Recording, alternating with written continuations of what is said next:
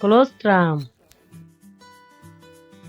আপনার স্থান যে প্রথম দুধ তৈরি করে তাকে বলা হয় কোলোস্ট্রাম। এটি রঙে গাঢ় এবং ঘন হয়ে থাকে।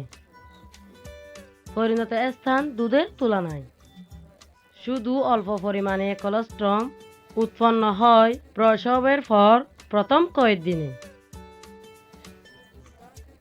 এই অল্প পরিমাণে শিশুর জন্য রোগ প্রতিরোধে যথেষ্ট। কোলোস্ট্রাম একটি টিকাদানের মতো কাজ করে। এতে থাকা প্রোটিন ব্যাকটেরিয়া ধ্বংস করে, পেটে থাকা জীবাণু দূর করে এবং শিশুকে রোগ প্রতিরোধে সাহায্য করে। কোলোস্ট্রাম খুবই পুষ্টিকর এবং সহজে হজমযোগ্য। মাত্র কয়েক ফোঁটায় শিশুর জন্য প্রয়োজনীয় সব পুষ্টি সরবরাহ করে, আর কিছুই হজম হয় না, কারণ শিশুর হজম প্রক্রিয়া এখনও সম্পূর্ণরূপে বিকশিত হয়নি।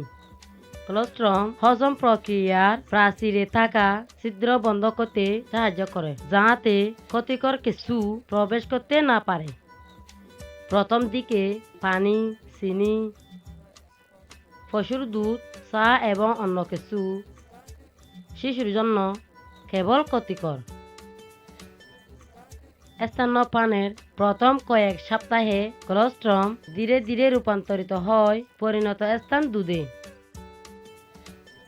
পরিণত স্থান দুধেও একই রকম রোগ প্রতিরোধ ক্ষমতা থাকে কোলোস্ট্রামের মতো, তবে পরিমাণে কিছুটা কম। যখন শিশু স্তন পান করতে অভ্যস্ত হয় তখন আরও বেশি স্তন দুধ উৎপন্ন হয়।